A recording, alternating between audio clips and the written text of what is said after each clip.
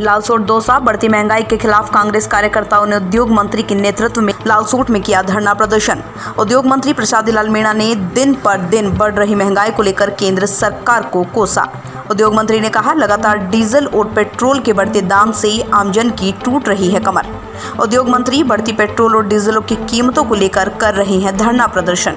उद्योग मंत्री प्रसादी लाल मीणा के नेतृत्व में कांग्रेस कार्यकर्ताओं ने एक निजी पेट्रोल पंप पर किया धरना प्रदर्शन।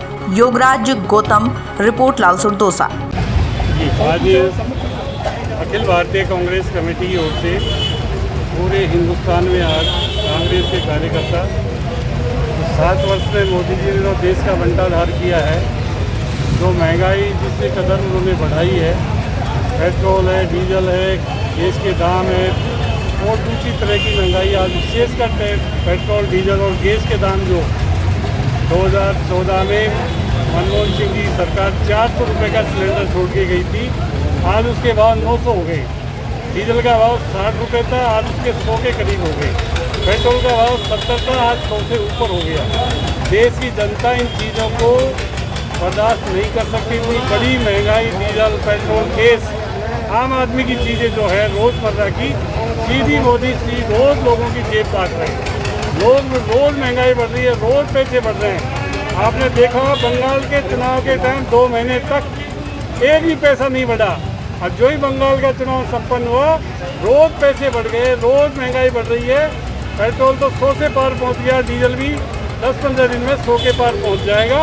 इस कदर किसान क्या खेती कर पाएगा, मजदूर क्या कर पाएगा, आम आदमी क्या अपनी मोटरसाइकिल चला पाएगा, क्या गाड़ी चला पाएगा, क्या करेगा इस देश में। जिस मोदी जी ने ये कहा था अच्छे दिन आएंगे, एक बार में देश का प्रधानमंत्री बन गया, लोगों के अच्छे दिन आ जाएंगे, अच्छे दिन आए हैं। पेट्रोल, डीजल, गैस की मार से आज जनता बेहाल है। मोदी जी ने वायदा किया था कि मैं महंगाई को कम करूंगा, डीजल पेट्रोल के भाव 40 पे ले आऊँगा। ये उनके खुद के भाषण है आम सभाओं में। प्रधानमंत्री के जब उम्मीदवार के रूप में भाषण दिया, आज 40 नहीं 100 के पार पहुँच गए। कि मोदी जी को अपने वायदा, देश में जो महंगाई बढ़ी है, जिस तरह लूट रहे हैं, उन्होंने स्पेशल एक्साइज ड्यूटी जो लगाई है, 17 रुपये पर लीटर की लगाई है, उस चीज़ को उन्होंने स्टेट को कोई हिस्सा नहीं मिलेगा। वो सीधे मोदी जी के खाते में जाएगी। इस तरह जो एक्साइज ड्यूटी 32 रुपये पर लीटर, आप देख लीजिए 32 रुपये पर लीटर एक्साइज ड्यूटी उन्होंने बढ़ा दी।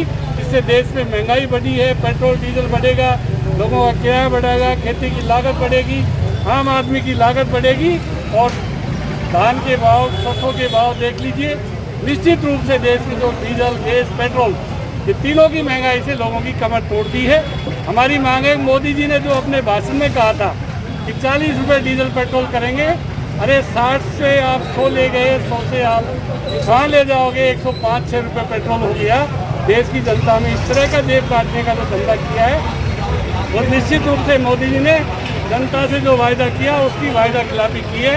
और उन्होंने कोविड के समय देश को झकझोर दिया। 1 साल से कोविड, गत वर्ष की कोविड आया, उन्होंने कोई तैयारी नहीं की, ना उनके पास दवाई है, ना कोई ऑक्सीजन है, ना कोई और चीज़ है।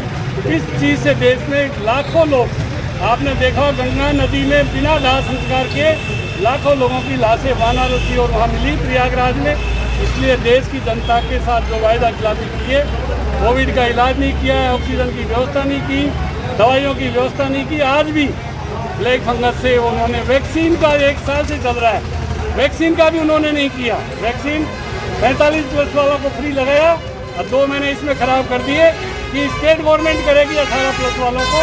अब झक मार कर मोदी जी को जनतंत्र के आगे झुकना पड़ा है। 18 प्लस वालों को अब वो वैक्सीन देंगे। हमने तो फैसला कर लिया था, चाहे बजट कितना भी कटौती करना पड़े, पर 18 प्लस वालों को स्टेट सरकारें भी फ्री वैक्सीन करेगी। वो वैक्सीन का काम अगर हमारा हो जाता है 1 साल के अंदर वैक्सीन की सारी 2-2 डोज लग जाती, इतनी जनहानि नहीं होती जितनी आज मोदी जी के राज में हुई है। मोदी जी ने सारे देश का बंटाधार कर दिया, चाहे वो कोविड हो, चाहे वो महंगाई हो, डीजल, पेट्रोल और गैस हो। मोदी जी ने बिल्कुल विफल हो गई। और विफलता का ये है कि बंगाल और दूसरे स्टेट के चुनाव के बाद